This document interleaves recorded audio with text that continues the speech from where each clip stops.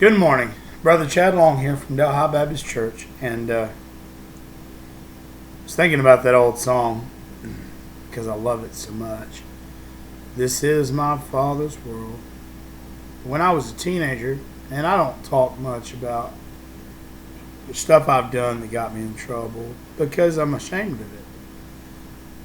But I went to jail for the first time when I was 17 years old.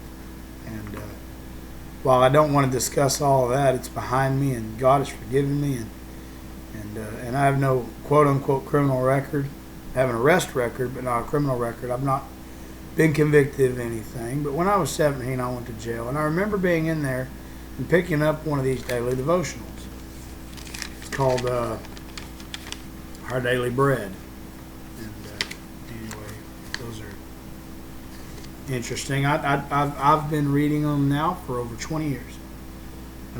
They've just been, and while I can't honestly, being honest, I can't say I agree with everything I've ever read in one. I don't even know who puts them out or what their doctrinal beliefs are, but most of the time I get a lot out of them. But I remember being in the jail and picking one of these up, and at the bottom sometimes they'll have a little poem or an excerpt from a song. I mean, they do that actually quite often. They'll put poetry. I mean, they'll have their devotion. They'll have some verses to read. They'll even quote some scriptures sometimes. They'll have a reading your Bible through the year plan in it, and they'll even throw in a little excerpt from a song or a poem. And I remember I picked up one when I was in jail, and it said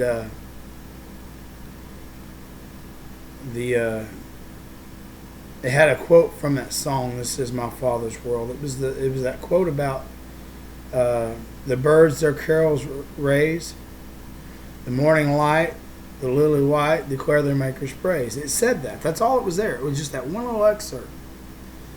And I remember that all these many years later. I'm 42. I was 17. I remember that. The birds their carols raise, the morning light, the lily white declare their Maker's praise. That's what I believe. Now I'm doing this from memory, but I believe that's what it said at the bottom, and I recognized it. I recognized it because I had been raised in church and I'd heard that song, and I remember thinking, I know this. Sometimes when you read those devotional books, you don't recognize every reference. Have you ever watched a movie where you know they're making reference to something else, but you don't catch on? I remember, well, and this still happens, you can go watch Bugs Bunny now, and they'll say things in Bugs Bunny that make a lot of sense, and they're referencing different things that you recognize. But as a child, you had no idea. No idea at all. They could be referencing anything from Mozart to Shakespeare. And as a child, you don't get that, but as an adult, you do. So anyway, I said that to say this. That song, "This Is My Father's World," there's so many good lyrics in it. My favorite one is, "The battle is not done. Jesus who died shall be satisfied, and earth and heaven be one." One is a play on words. It can be W-O-N or O-N-E. Anyway, as I study on that, I come to an excerpt from Psalm 104. And the whole psalm is good. It really is. We're not going to go over the whole psalm. We're going to pick up in verse 10. It says this, Psalm 104:10, "He sendeth the springs into the valleys which run among the hills. They give drink to every beast of the field. The wild asses quench their thirst. By them shall the fowls of the heaven have their habitation, which sing among the branches. He watereth the hills from his chambers. The earth is satisfied with the fruit of thy works. He causeth the grass to grow for the cattle and herb for the service of man, that he may bring forth food out of the earth." You know, it's been a lot of rain this week. I want to say it started Monday or Tuesday. I don't remember now. Tuesday. It was Tuesday because we had a fire department meeting, and I told somebody the only way I can go is if I can find a boat, because our front yard was completely underwater. I mean, the water was almost up to the threshold on our front porch. It was really coming down. Now, it may not have been but a couple of inches, but it came down fast.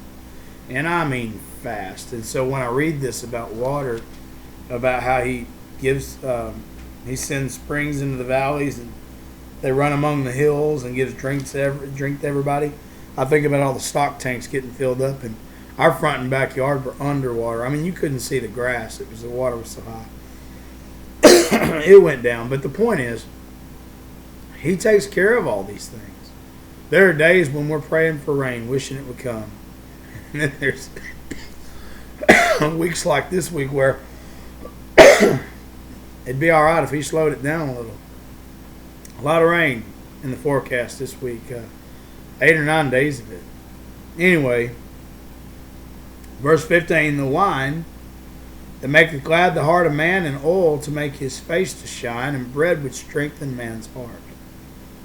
The trees, oh, by the way, it's been scientifically proven that bread is good for your heart. See, it was in the Bible way before they did any studies on it. They'll tell you now, oats and grain is good for your heart. Now, keep in mind, bread's different today than it was when God invented it. The way we make it today is based on capitalism and not on health. But bread, especially the bread made with whole grains, is good for your heart. And the Bible said that way back when. Read verse 15 again. Wine that makes glad the heart of man, and oil to make his face to shine, and bread which strengtheneth man's heart. Science is, the Bible is not a science book, but it contains a lot of scientific fact and truth that I wish that they would accept and understand. Anyway, I didn't need a scientist to tell me that. The Bible told me that. Verse 16, the trees of the Lord are full of sap, the cedars of Lebanon, which he hath planted. Where the birds make their nests, as for the stork, the fir trees are her house. When I read that about the birds, it reminded me of that song. This is my Father's world. The birds, the birds their carols raise.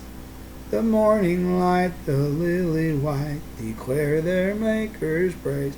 All that song is saying is that the birds that are chirping and the lilies that are growing in the field all are evidence of the hand of God. I read it this way. There was a kid who said that they knew where God lived. And one of the parents said, what do you mean you know where God lives? And he said, well, you see his footprint everywhere. He lives outside. And they were talking about the trees and the flowers and the birds and the bees and the clouds and the sun. All of these things are evidence of his handiwork. That's why man's without excuse. And Paul tells us in Romans that we're without excuse because the works of God are made manifest by the things he created. Anyway, so the birds make their nests. As for the stork, the fir trees are her house. The high hills are a refuge for the wild goats, and the rocks for the conies. I meant to look that up, and I didn't. I don't know what that means. I wish I did, but I don't. I'm not going to sit here and pretend I do. I'll read it again. No, the high hills are a refuge for the wild goats. I get that, because most of your wild goats are sure-footed, and they live up high for their protection. Keeps them from being attacked by certain animals. And the rocks for the conies. I'll have to look that up. I don't know what that means. I'm assuming the rocks are a refuge for something, but I don't know what a coney is. So I apologize for not having looked that up before I started this video. I just skimmed over it apparently. He appointed the moon for seasons. The sun knoweth his going down. Thou makest darkness, and it is night wherein all the beasts of the forest do creep forth. These are all references to creation, and this one in particular is a reference to Isaiah 45:7.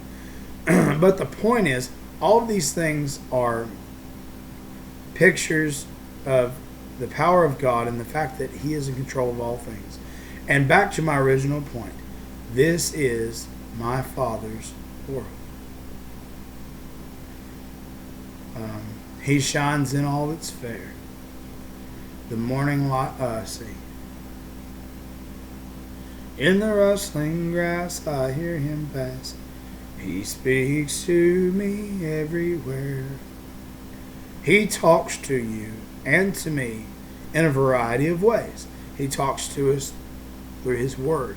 He talks to us in the songs that are based upon his holy name. He talks to us in nature if you'll listen. If you'll just get out of this brick and mortar world, to get away from the concrete and the steel, and just get out into the areas where his handiwork is evident, you can hear him speak to you and you can see where he lives. I highly recommend taking a moment and just going outside, if you can get away from the rain long enough, and just enjoy being amongst his created things. You'll hear his voice, you'll feel his presence, and you can draw closer to him. One of the reasons that man has turned his back on God is because we've surrounded ourselves by man-made things. When you surround yourself by man-made things like this computer, this roof, this cellular telephone, when you surround yourself with these things that man made, it's easy to forget about all that God has done. And so I just recommend we spend a little bit of time every day getting to know God again through the things he's made for us. Because again, and finally, this is my Father's world. You'll have a good day.